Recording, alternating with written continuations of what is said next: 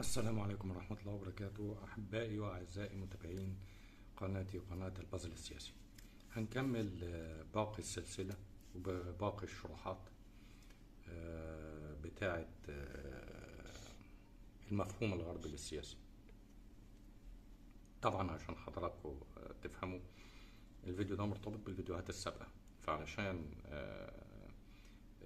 اللي بيسمعني يفهم لازم يشوف الفيديوهات اللي قبل كده علشان خاطر يقدر يبني عليها، يعني يقدر يفهم احنا بنتكلم في ايه. فأرجو للسادة المستمعين ان هم يشاهدوا الفيديوهات السابقة علشان السلسلة تكتمل عنده، علشان يقدر يفهم المقصود او الشرح اللي انا بشرحه والمقصود بالكلام اللي انا بقوله ايه. طيب،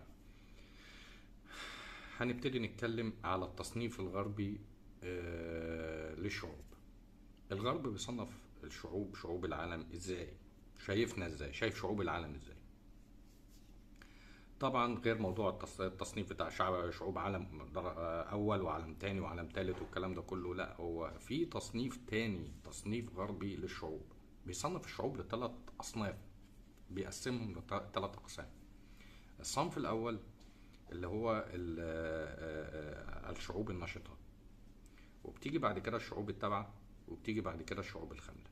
طيب، هنبتدي من ورا، من عند الشعوب الخاملة، وهندي أمثلة علشان نبسط العملية وتبقى سهلة الفهم والناس تفضل مرتبطة ومتابعة، علشان هي المسألة سهلة لو اتسهلت، إنما هي محتاجة خلفية علمية يعني. عموما الشعوب الخاملة في التصنيف الغربي زي مين؟ زي مثلا دولة كوستاريكا.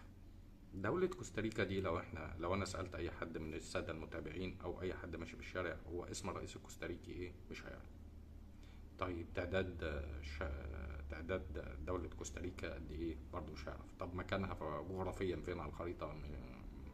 مش هيعرف. نادر لما تلاقي حد عارف يعني. طيب، معاك جهاز تليفون او غسالة او ثلاجة او بوتاجاز صنع في كوستاريكا؟ لا. طب افتح كتاب التاريخ الاقي كوستاريكا في طبق اليوم؟ مفيش، ملهاش ذكر لا في الماضي ولا في الحاضر.